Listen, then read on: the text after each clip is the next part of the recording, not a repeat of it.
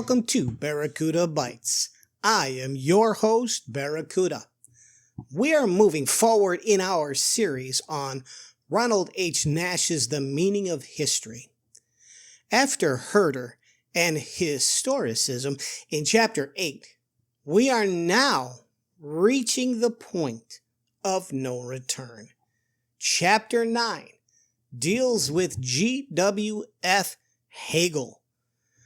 George Wilhelm Friedrich Hegel, 1770 to 1831, is one of the most radical, extremist-leaning, and complex figures in modern philosophy. Nash examines Hegel's dialectical philosophy of history as a radicalized, secular, linear, progressive system where history is unfolding the absolute spirit, Geist, toward freedom and self-realization. Hegel's idea profoundly shaped later radical thinkers, including Marx, and represents an ideological, poisoned pinnacle of 19th century idealism. Nash attempts to provide a fair exposition while offering a sharp Christian critique. For the record, Hegel's lectures on the philosophy of history were edited and published after his death. There is no telling what was added or removed of Hegel's lectures. So let's dive deeply into this radical thinker. Section 1. Hegel's life, context, and philosophical foundations. Nash positions Hegel in the post-Kantian, post-French Revolution era. Influenced by Kant, Herder, and Romanticism, Hegel sought a broad system that unified reality, reason, and history. Born in Stuttgart, Hegel studied theology and philosophy, taught in various posts, and eventually became professor at the University of Berlin. He lived through the Napoleonic era and the rise of modern nation-states. Hegel sought a comprehensive system that would unite reason, reality, history, religion, art, and politics.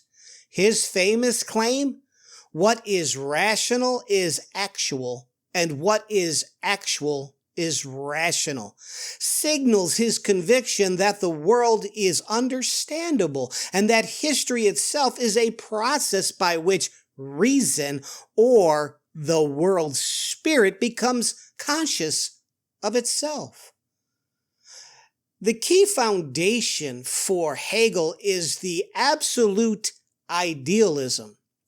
Now, idealism is the belief that reality is made of mind, not matter.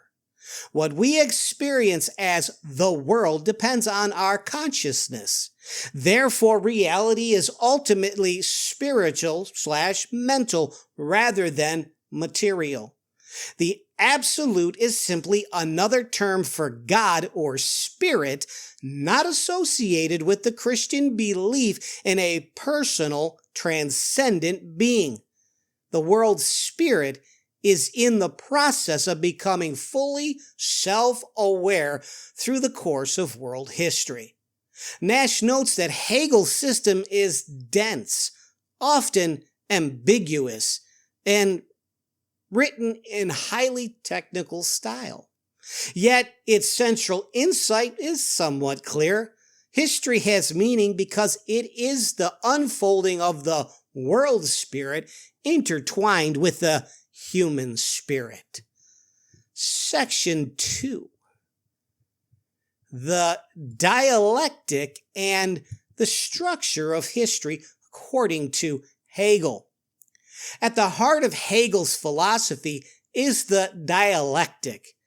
Nash explains it carefully. A thesis, an existing state or idea, generates its opposite, an antithesis. Their conflict produces synthesis that preserves the truth of both at a higher level. This new synthesis becomes a fresh thesis, and the process continues ad infinitum. History advances through this dynamic of contradiction and resolution. Conflict, war, and upheaval are not mere accidents. They are the necessary means by which the world spirit develops. Now, Hegel's dialectic is the process of thesis, an assumption, antithesis, an opposing assumption, and synthesis, a blending of thesis and antithesis into a higher state or truth. Contradictions and conflicts are not destructive, but the engine of progress. Opposites clash and are reconciled at a higher level or stage, driving development forward. For Hegel, reality is rational, and the rational is real. History is not the Christian linear view. It is also not random or cyclical in a flat sense, linear, but according to Hegel, a zigzag, a spiral, and the progressive self-realization of the absolute spirit. Individual nations, cultures, and eras serve as vehicles for this cosmic process. The cunning of reason, according to Hegel, with all its carnage, is part of the world spirit working its way through a process of self-realization. At the distress, death, defeat, suffering, and sacrifice of history is a means to an end. All the discouraging scenes of vice and murder, mayhem and greed, disease and death and war is meaningful, goal-directed process of progress, according to Hegel. That goal-directed process is the development of self-realization and freedom. Reason, as a sovereign of the world spirit, presents a rational process of history. The real is the rational, and the rational is real, was an assumption Hegel admitted. Hegel is a master at inaccessible, academic gibberish, nonsensical, obscure language. The cunning of reason is a serious contradiction to Hegel's entire philosophy of history. History, according to Hegel, does not care about the individual. History cares only about the nation state, and all the worth that individuals possess is only possible through the nation state. None of what Hegel speaks as the philosophy of history is rational, progressive, or even from reason. The only self-realization is that humanity is depraved, selfish, sinful, without God, and in desperate need of God. Nash explains Hegel's view of God, who is not a personal, transcendent being, but something other. Within the limits of possible experience or knowledge in history, coming to self-consciousness through the human development because of the state. Hegel believes God struggles to attain complete fulfillment of its capabilities and must evolve and develop right alongside of humanity's development. Truth is, God does not exist without humanity, and humanity does not exist without God. Hegel was an adamant antagonist of the historic Christian doctrine, faith, theism, and theology. Now, I want you to think for a second. If conflicts are necessary for progress, how might we believe and how might we interpret wars, cultural clashes, or personal struggles, or view change? Section 3. Hegel's philosophy of history. And here are some key elements. Nash unpacks Hegel's famous lectures on the philosophy of history. History as progress towards freedom. For Hegel, world history is the stage on which the world spirit acts. Each epoch is a world with its own rational structure. For example, ancient Oriental world spirit is submerged in nature. The Greek world, the world spirit awakens to beauty and freedom.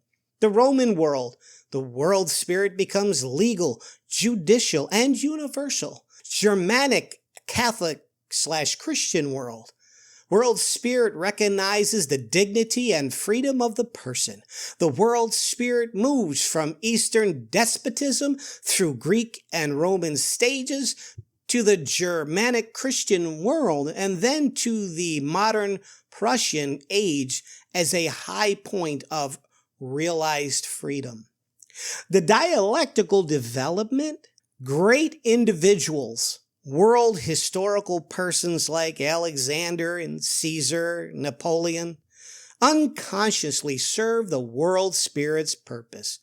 Conflicts and wars are moments in the dialectic process of birth, growth, conflicts, resolution, death, or the new stage as the phoenix coming out of the ashes, the old, into something better and higher, with truth preserved, the new.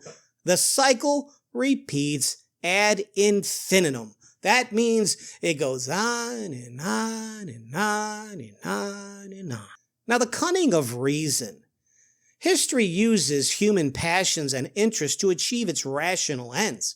Individuals pursue their goals, their dreams, their hopes, their ambitions, their happiness on the grist of freedom's mill, grinding away, thinking they are accomplishing something monumental, something astronomical, something great, but only the universal or state, as opposed to the individual, matters and is real as providence, the world spirit, achieves larger purposes. In the end of history, Hegel saw his era as the culmination where freedom and rationality are realized in the state. A statist is someone who believes that the nation state has absolute control and that planning should only be concentrated in the hands of a highly centralized government. The absolute has now become concrete, which is rational and reasonable in Hegel's eyes. Nash highlights how Hegel secularizes the Christian linear view. History has direction, purpose, and a goal. But according to Hegel, without a transcendent personal God or final end-time judgment. Instead, it's imminent, rational unfolding. Nash observes that Hegel's system absorbs Christianity into this larger process. The incarnation and the idea of freedom in the Christian world are crucial moments, yet they are reinterpreted within the dialectical advance of the world spirit, rather than a unique redemptive act of a personal transcendent God. I believe there was a certain world spirit pouring its thoughts into Hegel's system, making way for a new world order, free of God and devoid of any moral, ethical, spiritual, or religious constraints. Hegel's system made it possible and helped set up the creation of Karl Marx's system of communism, giving way to the likes of Joseph Smith, Vladimir Lenin, Mao Zedong, Pol Pot, and Idi Amin's revolutions that killed millions many years later. But let's stop and reflect. Does Hegel's idea of a cunning of reason comfort or disturb you when you think about evil and suffering in history? Section 4. The strengths of Hegel's system and Nash's appreciation. Nash gives Hegel credit where credit is due. Hegel's comprehensive synthesis. Hegel integrates philosophy, history, politics, religion, and art into one grand narrative, providing one of the most comprehensive and dynamic philosophies of history ever constructed. There is a dynamic view of development. Dialectic captures real change, conflict, and growth better than static models. It does so because the dialectic captures the reality of conflict, development, and progress in a way that other static philosophies of history cannot. There's an emphasis on freedom and rationality. History moves toward greater human self-realization. Hegel's emphasis on freedom and rationality has had lasting cultural influences at the hands of millions buried in the graves. Influence. Hegel shaped idealism. Marxism, the inverted dialectic, and later communism, existentialism, and modern historicism. His focus on context and development was built on Herder and takes history seriously as meaningful, purposeful, but not in the hands of a transcendent, omnipotent God. Hegel took the philosophy of history to new heights of sophistication, showing history as meaningful and purposeful on a grand scale. However, Nash contradicts this with the biblical linear view. History is directed by a personal, sovereign God. Evil is real and will be judged. Hope is grounded in Christ's unique redemptive work rather than in the self-realization of some abstract world spirit. There's two questions that we have to ask right now. Number one, how does a biblical understanding of providence and redemption differ from Hegel's cunning of reason? And two, in what ways does Hegel's dialectical thinking appear in contemporary analysis of politics or culture? Finally, Section 5. Nash's Christian critique and limitation of Hegel's system. Nash evaluates immanent pantheism. Hegel's God is the unfolding world spirit within history, not the transcendent personal God of Scripture. This blurs creator-creation distinction. Number 2, over-rationalization of evil.